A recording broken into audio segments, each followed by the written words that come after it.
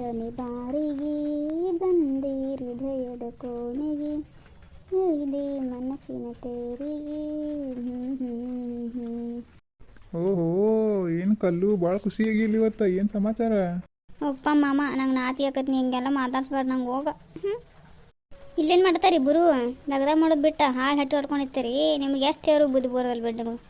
ಅಯ್ಯ ಇಲ್ಲ ನಿಮ್ಮ ಮೌನ ಮಾತಾಡ್ಕೊತ ನಿಂತಿದ್ದು ಅಟ್ಟ. ಮಾಮ ಊಟಕ್ಕೆ ಬರ್ತೀಯ ಅಂತ ಕೇಳಕ್ಕೆ ಬಂದಿದ್ದು ಲೈಕ್ ಮನೆಗೆ.